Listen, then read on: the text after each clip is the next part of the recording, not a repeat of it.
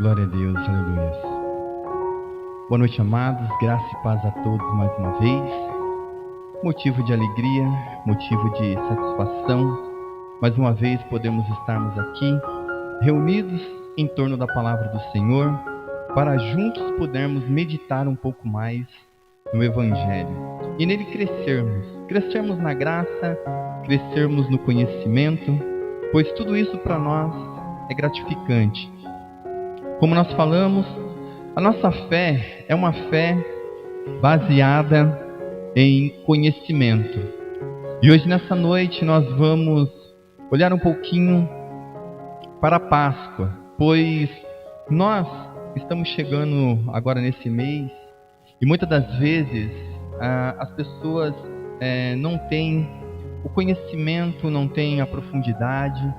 E hoje nessa noite então eu quero meditar um pouco sobre a Páscoa e fazer algumas considerações importantes para nós, para que nós possamos hoje nessa noite alicerçar a nossa fé, crescermos nela e cada vez mais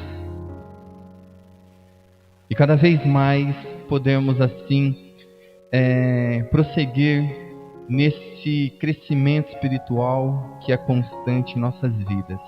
Então você que tem a sua Bíblia, abra em Êxodo, capítulo 12. Êxodo é lá no comecinho da Bíblia, é Gênesis e Êxodo. Nós vamos ler um texto muito importante. Isso é o 12.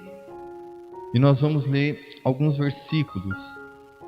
O 1, o 3, o 7, o 11, o 14, 29 e 30. Tá bom? Nós vamos ler, eu vou ler pulando, mas aí você vai tentando encontrar aí aos poucos, tá? Então vai ser o 1, o 3, o 7, o 11, o 14, o 29 e o 30. Separei essa porção para que nós possamos meditar e crescer no conhecimento. Então, Êxodo capítulo 12, do versículo 1 ao 3, nós vamos ler assim.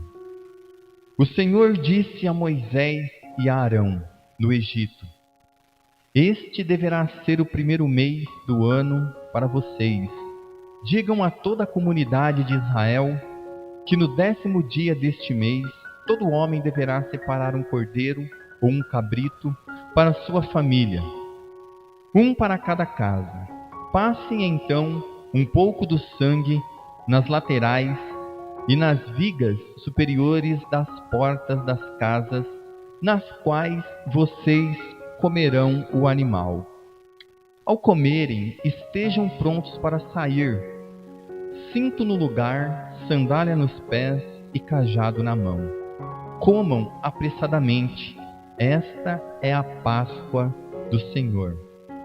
Naquela mesma noite passarei pelo Egito e matarei todos os primogênitos, tanto os dos homens como dos animais.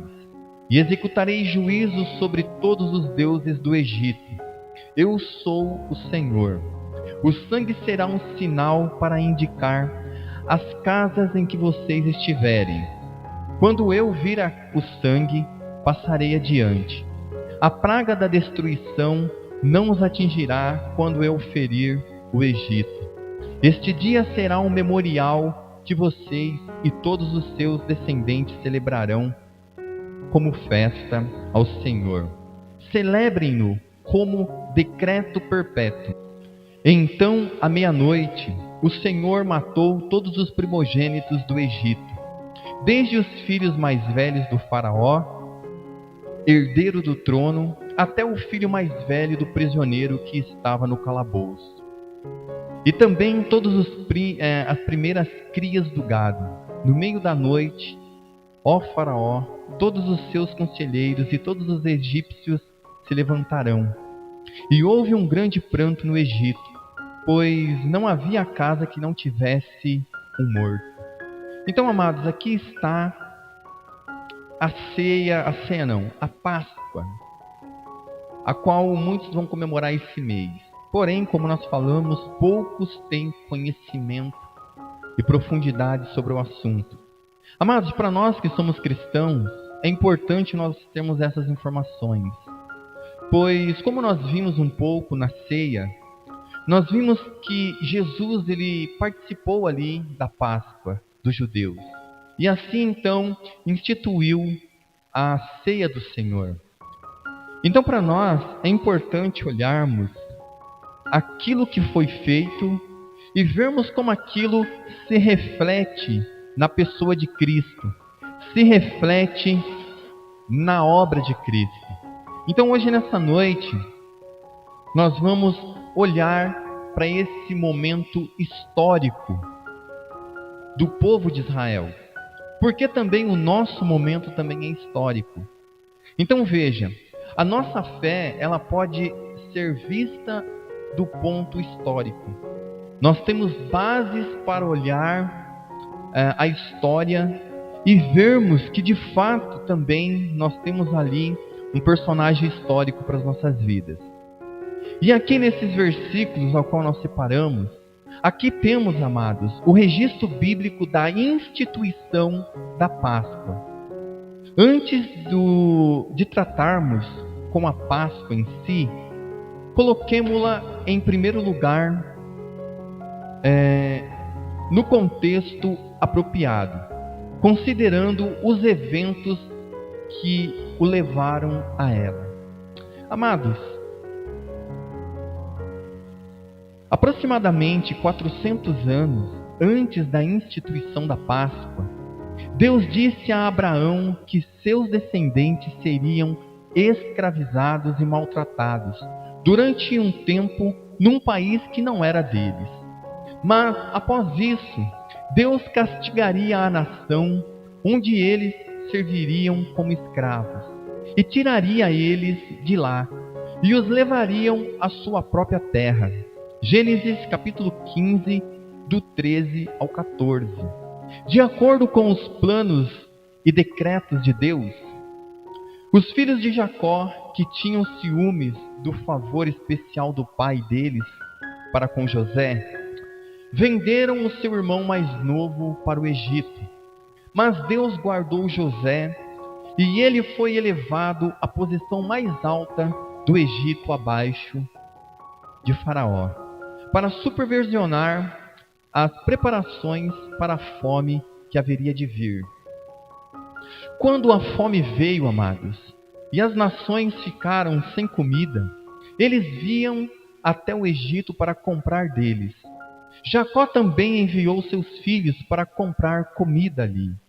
E eles foram reunidos com José.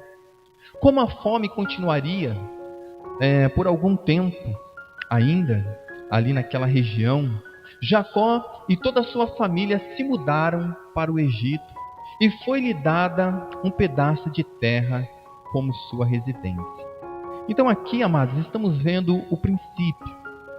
Quando Deus chamou Moisés para essa obra especial, ele disse que Faraó não deixaria o povo partir tão facilmente dali. Ou de outra perspectiva, podemos dizer que Deus não deixaria o povo partir tão facilmente. Ou de outra perspectiva ainda, podemos dizer que Deus não deixaria Faraó permitir tão facilmente que o povo dele fosse dali. Ele disse: eu, porém, farei o coração de Faraó resistir e, embora multiplique meus sinais e maravilhas no Egito, ele não os ouvirá.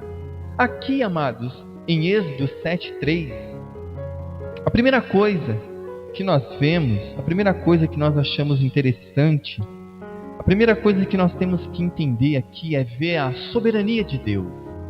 Não é estranho nós olharmos esse quadro?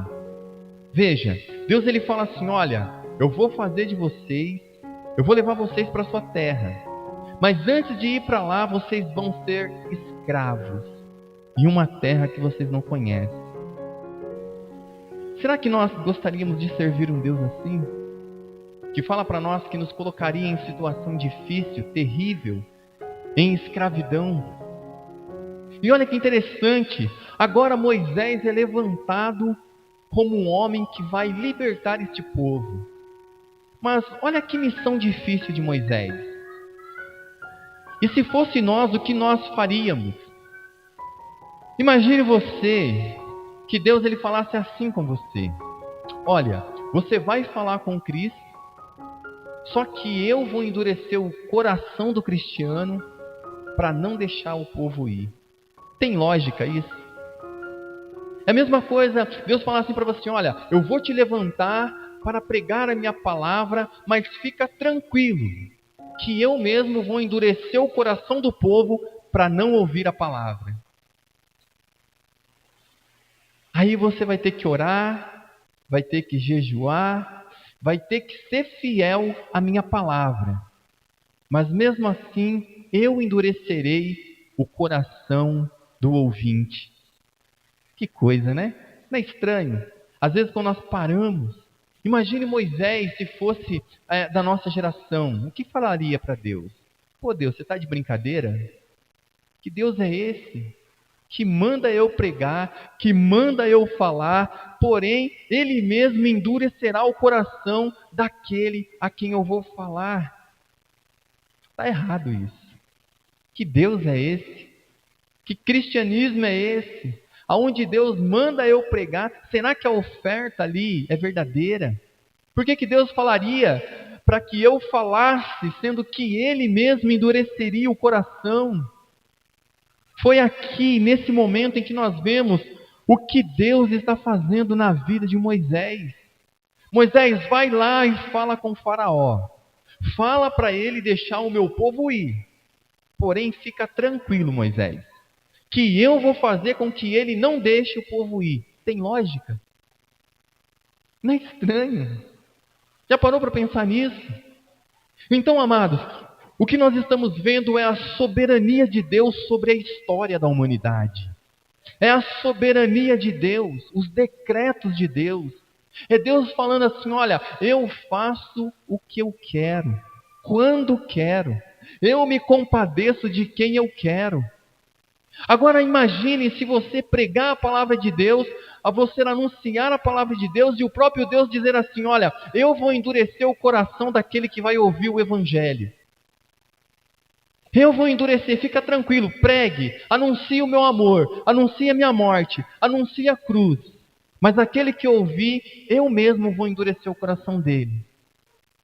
Então foi isso que Deus fez com Moisés. Vai lá, fala com o Faraó, porém, fica tranquilo que eu mesmo vou endurecer o coração dele. Ah, amados, ele controlaria ali diretamente o coração de Faraó para desafiar o mandamento divino, mesmo em face dos desastres miraculosos que Deus enviaria contra a nação dele. Poxa, alguém da nossa geração poderia falar assim: poxa, por que Deus tem que fazer isso? Por que Deus tem que enviar sinais sabendo que Ele mesmo vai endurecer o coração desse homem? Para quê? Deus está mostrando para nós que Ele é soberano sobre todas as coisas. É diante desse Deus que nós estamos hoje. É diante desse Deus que nós nos colocamos como servos. É diante desse Deus que nós temos que olhar, amados, e ver que Deus controla cada coração. Ele controla cada situação. O universo está sobre o comando da voz de Deus. Não há nada que aconteça que não esteja de acordo com a vontade de Deus. É Deus que diz ao mar os seus limites, e ele obedece. Deus chama cada estrela pelo seu nome, e todas as ouvem. Então, amados, aqui nós estamos diante dessa situação. Em outras palavras, Deus prolongaria deliberadamente a luta entre Faraó e Moisés para que houvesse oportunidades adicionais para demonstrar o seu poder à custa do Egito. Isso foi assim para que ele pudesse glorificar a si mesmo, punir a nação do Egito pela escravidão de Israel e induzir confiança no povo de Israel para com Deus e para com o seu servo. Agora, não é interessante? Foi Deus que falou que ia levar aquele povo para ser escravo ali. Foi Deus que levantou aquela nação para escravizar Israel. Foi Deus que levantou o Faraó para os propósitos dele. Então, amados, no capítulo 7 até 10, exibem um padrão consistente. Moisés confrontaria Faraó e lhe pediria para deixar o povo de Israel partir do Egito para adorar ao Senhor. Porém, Faraó recusaria. E assim, Deus enviaria uma praga contra a nação do Egito. Então, amados, mesmo quando Faraó parecesse ceder, Deus controlaria seu coração e endureceria novamente, tentativa após tentativa. Veja que Deus, ele controla o coração de Faraó. Veja que Faraó faz exatamente aquilo que Deus quer que ele faça. Veja que Faraó, amados, está sobre o domínio de Deus. E isso para nós, amados, é coisa que devemos pensar. O relato de Êxodo declara repetidamente que Deus que endureceu, amados, o coração de Faraó. Isso é evidente, algo que o Espírito desejava enfatizar, de forma que ninguém deixasse de perceber ou chegasse a alguma outra conclusão, amados. Há somente alguns casos onde a linguagem parece sugerir que Faraó endureceria a si mesmo. Mas isso não é nada mais do que a linguagem relativa. Visto que é claro, amados, que mesmo nesses casos, é Deus quem endureceria ativamente o coração de Faraó. Então, amados, para você ver que o coração de cada homem está nas mãos de Deus. É Deus quem endurece o coração, para que não haja arrependimento, quebrantamento. Há algumas pessoas que dizem que Deus não pode agir assim. Nós, criaturas, queremos dizer como Deus deve agir. Não podemos. E muitas das vezes nós não entendemos, sinceramente. Poxa, imagine lá Moisés, naquela situação. E muitas das vezes também somos nós. Quando nós passamos a entender que é Deus quem endurece o coração do pecador. E por isso nós oramos a Deus para que quebre o coração do pecador. Veja essa situação da Páscoa. O relato aqui, amados, é maravilhoso. Por exemplo, no capítulo 9, versículo 34 diz: E ele e seus conselheiros endureceram seus corações, e certamente eles os fizeram. Mas quando Deus se refere ao mesmo caso, 2 versículos adiante, ele diz: Eu endureci o coração dele e dos seus conselheiros, a fim de realizar esses meus sinais miraculosos entre eles. Conseguimos entender isso nessa noite? Olhar para que Deus faz da forma que Ele quer fazer, não é da nossa maneira. É por isso que nós devemos entender a vontade de Deus. É por isso que nós temos que orar para que a vontade de Deus seja feita. Nós vemos aqui Deus controlando não somente o coração de Faraó, mas também dos seus conselheiros. E nós vemos que Deus está fazendo os sinais. E ao invés daqueles sinais quebrantar o coração daquele povo, fazia endurecer ainda mais. Assim é a pregação do Evangelho. Você chega, você explica, você prega e a pessoa não entende. É Deus endurecendo o coração daquela pessoa. E nós, com todo o amor do mundo por aquela alma, nós devemos continuar pregando, nós devemos continuar explicando o Evangelho, e devemos continuar orando a Deus para que Ele quebrante o coração daquele homem, daquela mulher. Mais tarde, no capítulo 14, amados, é dito que Faraó e os seus conselheiros mudaram de ideia. Certamente eles o fizeram, mas o que mudou? A mente deles? O versículo 8 explica que eles mudaram suas mentes porque o Senhor endureceu o coração do Faraó. E a ação do Criador que explica a ação da criatura. O último que explica o relativo e não o sentido contrário. Amados, olha que nós estamos falando da Páscoa. Tudo isso para nós entendermos a Páscoa. Assim, amados, Faraó endureceu seu coração em um sentido, mas Deus fez isso acontecer controlando diretamente. Então o coração de Faraó estava nas mãos de Deus. Assim é, amados, o coração de qualquer pecador. Por isso oramos para que Deus execute a sua vontade. É por isso que nós oramos para Deus converter um coração. Porque se nós falássemos assim, que é o homem que decide por Deus, não precisaríamos orar a Deus. Deveríamos rogar ao homem. Porque se nós chegarmos a Deus e falar: Deus, muda o coração da minha esposa, Deus vai falar: eu não posso fazer nada. Por quê? É ela que tem que mudar o coração dela. Mas como nós estamos aprendendo aqui, o coração de cada um aqui está nas mãos de Deus. Por isso nós devemos ser como Moisés. Moisés não devia ser divertido. Moisés não deveria ser brilhante. Moisés não deveria ser cativante. Moisés só deveria ser o quê? Ser fiel àquilo que Deus mandava ele fazer. E nós vemos que ele executou exatamente tudo aquilo que Deus tinha falado para ele executar. E o que nós vemos? A cada milagre, a cada praga, Deus endurecia o coração de Faraó.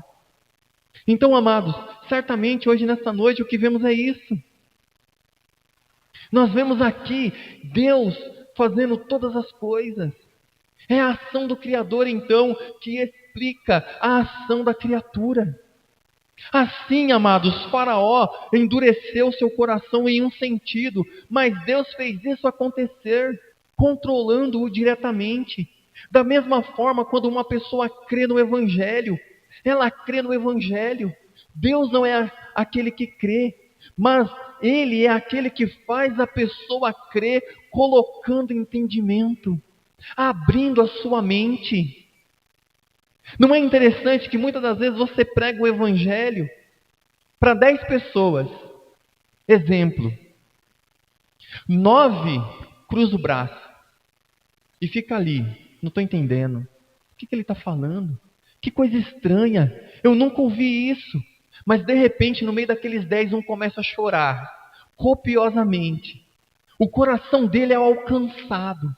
Ele começa então a ver a beleza do Evangelho, a glória do Evangelho. Ele começa a entender que o Evangelho é o poder real de Deus na conversão de um pecador. Ele começa a entender tudo aquilo que Cristo fez por ele. É a mesma pregação. Então, amados, por isso que eu sempre falo, a minha obrigação é ser fiel ao Evangelho, é ser fiel na pregação. Eu não espero por conversões, mas eu espero em Deus que converta, quebrante, que faça com que sua mente se abra para aquilo que eu estou falando. Pois só Ele pode controlar seu coração. A minha esperança não está na minha eloquência. A minha esperança não está no meu estudo. A minha esperança está no Espírito Santo, que é a obra dele para fazer isso, amados. E isso porque estamos falando e tratando de Páscoa, a instituição da Páscoa, amados.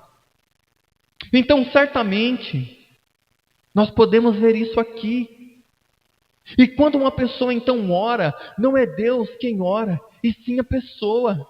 Mas é Deus que faz a pessoa orar. E quem controla todo o pensamento e a expressão à medida em que ela ora. Quão grande isso é para nós, amados.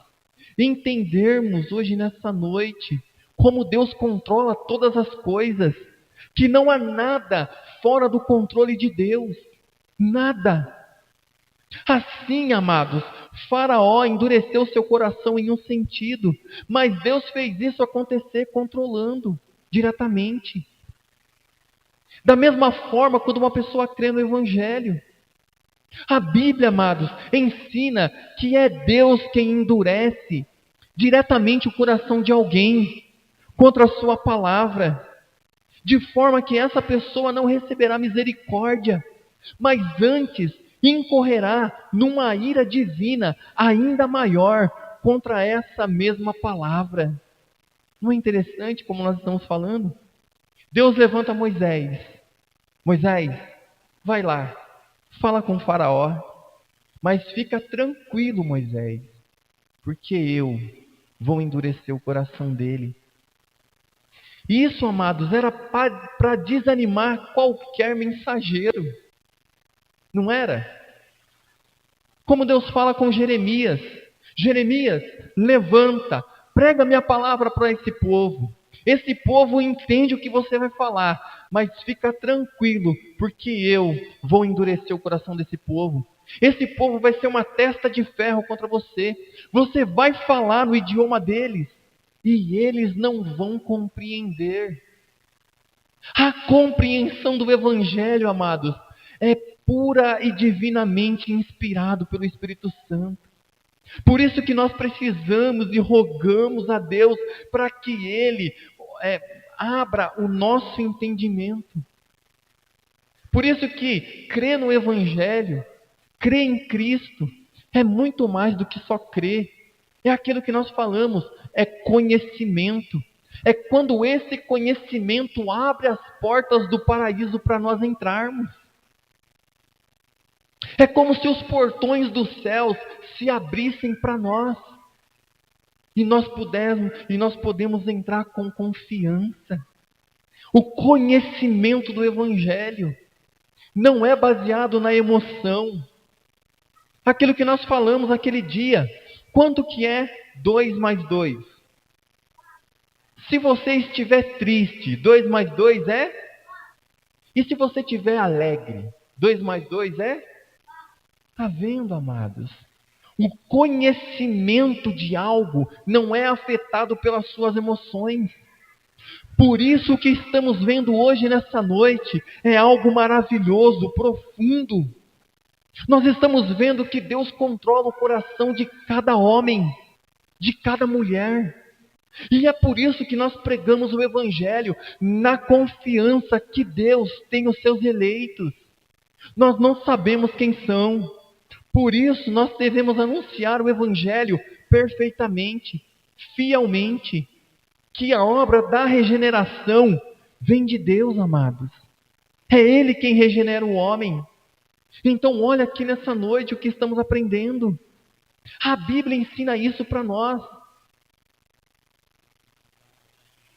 Para ilustrar, amados, ainda mais o que estamos tratando, em Josué, capítulo 11, versículo 19 e 20, olha o que diz: com exceção dos aveus que viviam em Gibeon, nenhuma cidade fez a paz com os israelitas, que a todos conquistou em combate, pois foi o próprio Senhor que lhes endureceu o coração,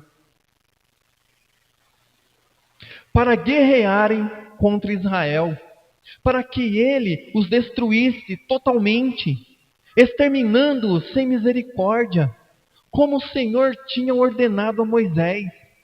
Deus controlou o pensamento dessas nações. Ele fez com que elas atacassem Israel, de forma que incorressem na ira de Deus e fossem destruídos por seu povo, exterminando-os sem misericórdia alguma. Em Isaías, amados, 63, 17, diz assim: Senhor, por que nos faz andar longe dos teus caminhos e endurece o nosso coração para não termos temor de ti? Volta por amor dos teus servos, por amor das tribos que são a tua herança. Deus fez com que eles desviassem e endurecessem os seus corações. Como o povo deixaria de andar longe e como os seus corações parariam de ser endurecidos? Isso aconteceria quando o Senhor retornasse ao povo e não quando o povo retornasse a Ele. Certamente o povo deveria retornar, amados. Certamente eles deveriam parar de andar longe dos caminhos de Deus. E certamente os seus corações deveriam ser amolecidos. Mas por que eles fariam isso? Eles fariam, amados. Eles poderiam fazer isso somente Deus. Quando Deus retomasse a eles e eles favorecesse novamente. Então, amados, tudo isso nós estamos vendo para entendermos as bases da Páscoa. O Novo Testamento, amados, é igualmente claro sobre isso. Em João 12, 40, diz assim: Chegou os seus olhos e endureceu-lhes o coração, para que não vejam com os olhos, nem entendam com o coração. Sua prerrogativa, controlar suas criaturas de qualquer forma e para qualquer propósito que lhe agrade. Até mesmo protestar contra esse ensino denuncia um desafio pecaminoso contra o Senhor, amados. Deus estava agindo contra eles. Ele lhes enviaria uma praga e então endureceria seus corações para que ele pudesse enviar-lhes outra. O Egito foi arruinado no processo. Ele foi um gigante entre as nações, sem rivais na força econômica e militar. As pessoas também adoravam muitos deuses ali, mas nada poderia salvá-las quando o verdadeiro Deus estivesse agindo contra elas. Elas não poderiam nem mesmo se arrepender e clamar por misericórdia, porque Deus lhes tornou obstinada. Então, amados, nós temos um grito em nossa geração que diz: se Deus é por nós, quem será contra nós? Muitos repetem isso. Agora a pergunta é: e se Deus for contra nós? E se Deus for contra nós? Esse Deus que controla todas as coisas, esse Deus que controla o pensamento, a fala, esse Deus que controla o nosso coração. Se esse Deus for por nós, quem será contra nós? Agora a pergunta é: e se Ele for contra nós, quem será por nós? Quem poderá nos ajudar, como diz Chapolin? Quem poderá fazer com que nós nos arrependamos dos nossos pecados? Quem fará com que a nossa mente se abra para a grandeza do Evangelho? Quem? Veja que Deus fez do Egito. Veja o que Deus fez de Faraó. Deus endureceu o coração deles, privando-lhes da sua misericórdia, privando-lhes do seu favor, privando-lhes do seu amor. Amados, isso é para fazer com que nós hoje nessa noite nos admiremos diante dessa grandeza. Sabemos que nós temos um Deus que controla todas as coisas. Um Deus que está acima de tudo. Um Deus que é soberano sobre as nossas vontades, desejos e ações. Um Deus que faz somente o que lhe apraz. Amados, Deus estava agindo contra eles. Lhes enviaria uma praga. E então endureceria seus corações para que ele pudesse enviar uma outra praga, um outro sinal, um outro milagre. Mas nada poderia amolecer o coração daqueles homens, nada poderia amolecer o coração de Faraó.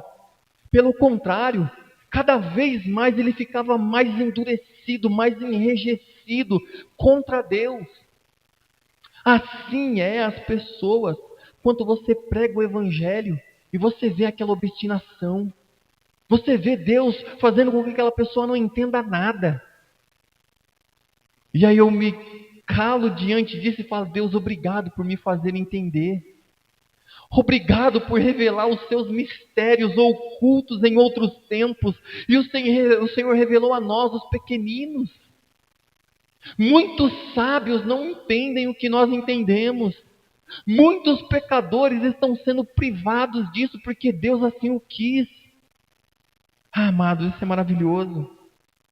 Podemos fazer uma observação similar com respeito à relação de Deus com a natureza, amados. Deus controlou ativamente a natureza para produzir as pragas que foram enviadas, que devastaram a terra e mataram multidões de pessoas. Ele não apenas permitiu, como alguns dizem, não. Ele não apenas permitiu a água do Nilo se transformar em sangue. Não é como se o estado natural do líquido fosse sangue. Não é isso. O que ele tinha sustentado, ele como água até o tempo da praga. E não é como se a água pudesse, por si mesma, se transformar em sangue, por sua própria iniciativa e poder. Não foi isso. Podemos dizer o mesmo com as rãs, os piolhos, as moscas, a sarna, a chuva de pedras, os gafanhotos e assim por diante. Amados, não foi a água que quis virar sangue. Não, ela não tem poder para isso, mas foi Deus que fez com que aquela água se tornasse sangue. Consegue entender isso? Esse Deus que controla não somente os nossos corações, mas controla tudo na natureza. Não foi as rãs que decidiram ir para o Egito. Vamos passear no Egito hoje? Vamos lá fazer uma visitinha? Não. Foi Deus que deu a ordem. Vão para lá. Foi Deus que conduziu eles. Foi Deus que conduziu os piolhos. A sarna. Deus fez tudo, amados. É diante desse Deus que nós estamos nessa noite. É esse Deus que nós servimos. Esse Deus que controla todas as coisas. E muitas das vezes esquecemos disso. Não temos noção real do tamanho desse Deus, do poder desse Deus. Achamos que podemos comprar Deus, barganhar com Deus. Achamos que podemos impressionar Deus. Olha, Deus, o que eu estou fazendo agora. Olha o meu esforço, olha a minha performance. Como assim o Senhor não vai fazer o que eu quero? Olha o que eu tenho feito. Olha o que tipo de servo eu sou. Olha como eu sou importante para ti. Olha, né? E nós temos aprendido que Deus não se impressiona com isso. Deus está dizendo para nós hoje nessa noite: vocês estão diante de um Deus tremendamente enorme, tremendamente grande. Um Deus que não precisa de nada de você. Um Deus que não necessita de nada que venha de você. Pelo contrário, é Ele que te dá tudo. Ele que te dá a vida, o ar que você respira, o próximo suspiro que vai encher o seu pulmão de ar, a próxima batida do seu coração. Tudo vem dEle, para Ele e para a glória dEle. Todas as coisas são para Ele. Isso é maravilhoso. Ah, amados, é diante desse Deus que nós estamos. É fútil afirmar que Deus talvez permitiu o diabo fazer isso. Se o diabo tivesse qualquer escolha, não estaria em seu maior interesse enviar pragas sobre o Egito. Nenhuma.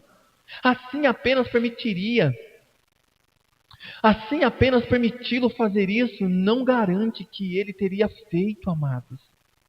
Também o objetivo das pragas era demonstrar o poder de Deus, não o poder do diabo. Mas não precisamos especular sobre isso. Os mágicos ou aqueles que representavam o poder do diabo naquele local puderam reproduzir versões miniaturas das primeiras pragas. Mas, após isso, eles não puderam continuar com o seu show de ilusionismo e admiraram que o dedo de Deus devia estar em operação.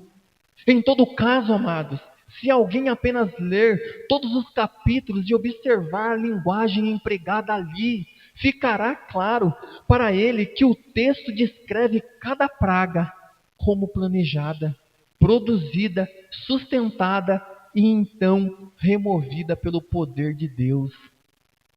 É de se admirar, amados. Você vê Deus agindo. É de se admirar você ver Deus fazendo todas as coisas contra um homem. É de se admirar ver que Deus faz como Ele quer. E isso deveria fazer com que nós, amados, hoje nessa noite, se alegrássemos de tal maneira. Porque se nós estamos aqui, se Deus nos trouxe aqui para ouvir o Evangelho como ele é, se Deus tem aberto o nosso entendimento para entendermos essas grandezas, quão agraciados nós somos. Quantos homens e mulheres queriam ouvir o que estamos ouvindo aqui hoje, meditando sobre isso e, acima de tudo, entendendo. E não puderam, porque Deus assim não quis. Podemos ser privados de muitas coisas, amados. Mas a pior privação que um homem pode ter é de ouvir o Evangelho. É de ouvir e entender e compreender e se alegrar com o Evangelho. Amados, nessa passagem trata com a praga final que Deus trouxe contra o Egito. Embora ele viria novamente contra eles no Mar Vermelho. Ele declara que naquela mesma noite passarei pelo Egito e matarei todos os primogênitos, tanto dos homens quanto dos animais. Êxodo 12:12. Amados, novamente observamos a natureza ativa e deliberada do julgamento rígido e sangrento de Deus. As pessoas só falam, não, Deus é amor. Deus é bonzinho. Isso faz com que nós nos coloquemos diante de Deus e falamos, poxa vida, eu estou diante desse Deus que executou a sua justiça contra homens, mulheres e crianças. E fez tudo para a glória dele. Nós não conseguimos entender.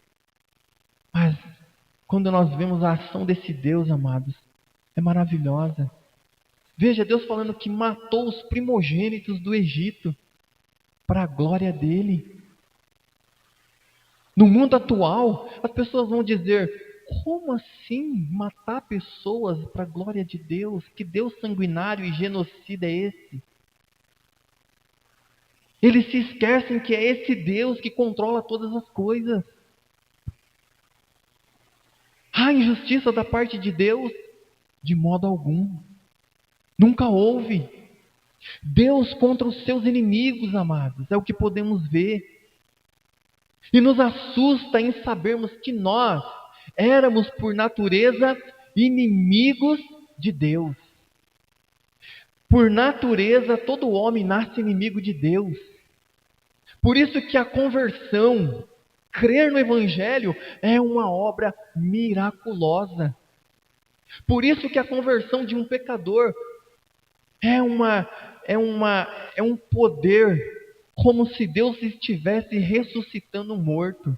A Bíblia diz que para que um homem se converta, é necessário que haja o mesmo poder que houve no início da criação.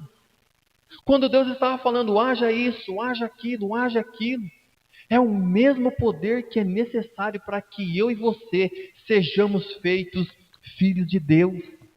Ele não diz que abandonaria o Egito em julgamento e salvaria os israelitas. Não é isso.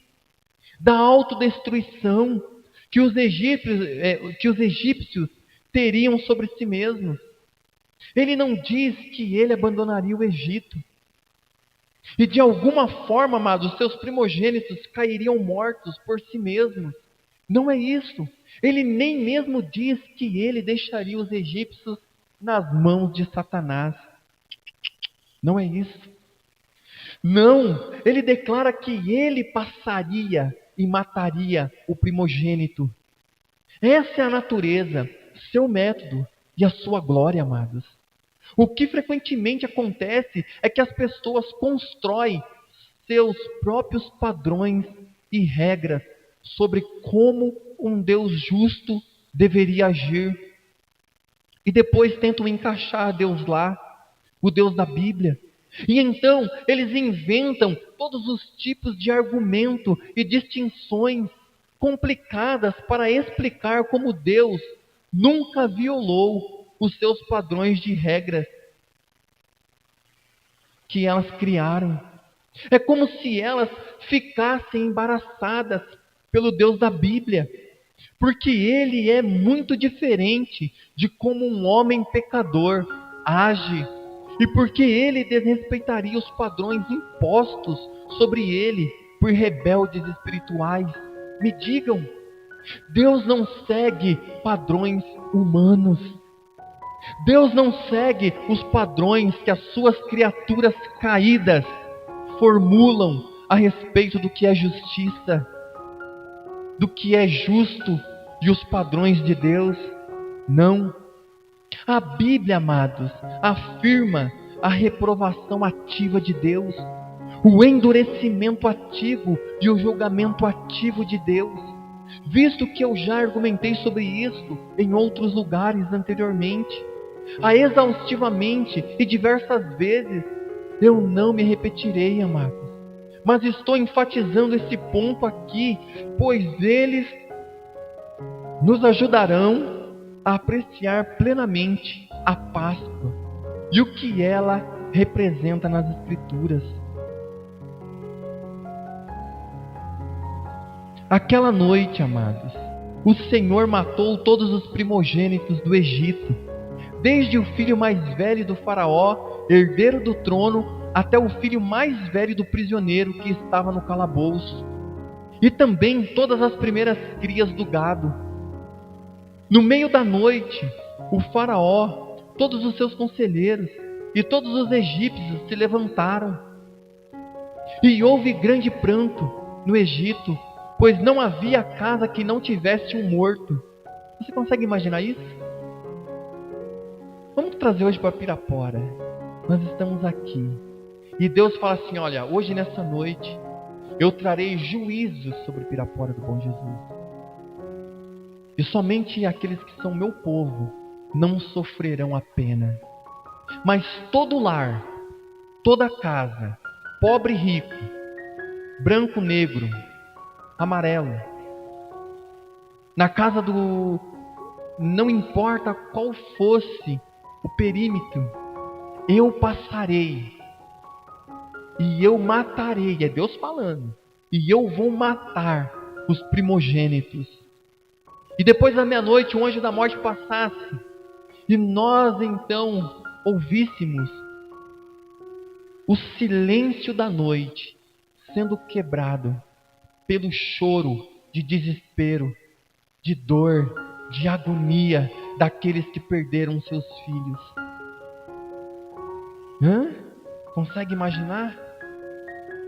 O vizinho da direita chorando, o vizinho da esquerda chorando, o vizinho da frente, o vizinho da trás, e daqui a pouquinho você começasse a ouvir a sua rua inteira chorando, porque a Bíblia diz que toda casa havia um morto, o primogênito morreria. Você pode ouvir o desespero disso? E você, como filho de Deus, entendendo que é Deus trazendo juízo, enquanto eles choravam de desespero, nós chorávamos de alegria, glorificamos o Senhor e dizemos, como diz lá no Salmo, o Senhor é bom, porque o Senhor matou os primogênitos do Egito. O Senhor é bom porque matou os reis O Senhor é bom porque matou os inimigos dele. Consegue colocar essas duas expressões na mesma frase? O Senhor é bom porque matou crianças, bebês. O Senhor é bom porque matou.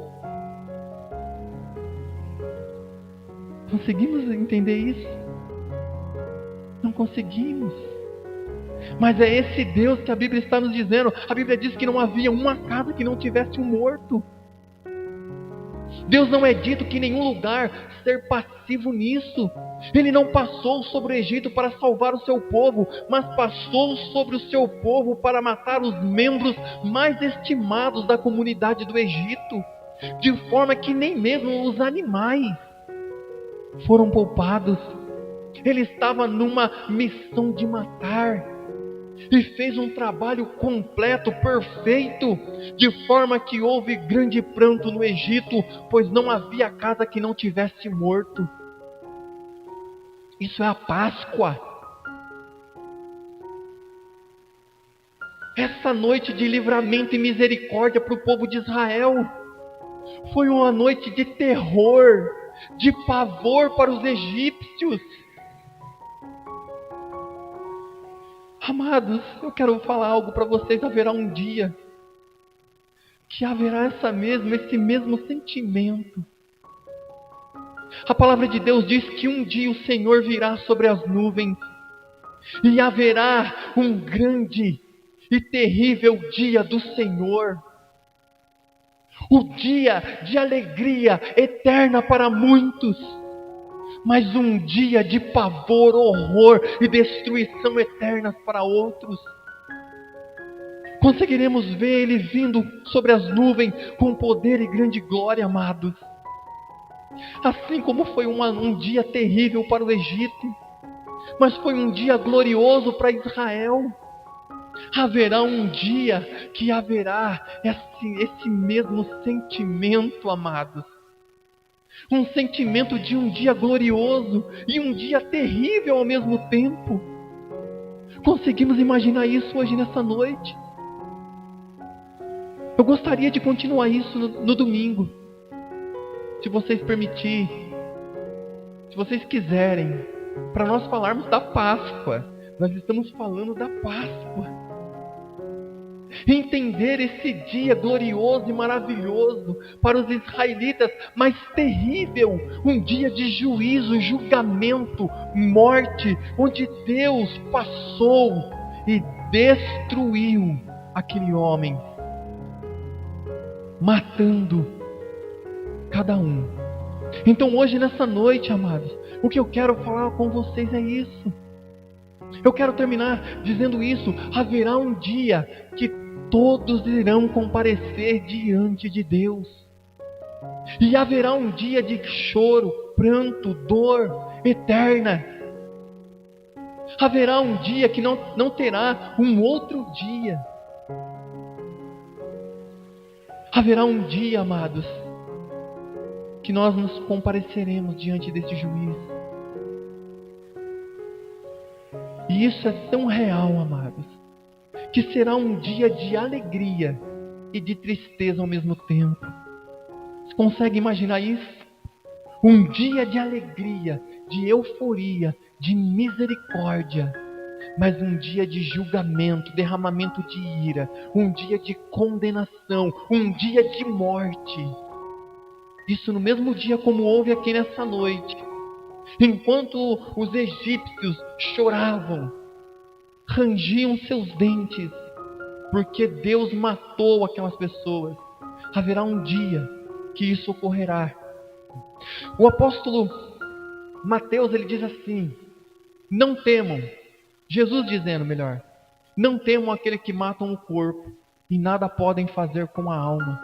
Antes, temam aquele que pode fazer perecer tanto a alma como o corpo no inferno. Haverá um dia, amados, que isso será real para muitos. Haverá um dia que isso será tão patente. Mas isso aqui, como nós falamos, é o tratamento da Páscoa. Nós estamos entendendo a Páscoa. Um dia de terrível para alguns e paz para outros. Então, se vocês me permitirem, no domingo eu quero voltar desse ponto. Se vocês não quiserem, nós mudamos, tá? Depois vocês me falam no final do culto.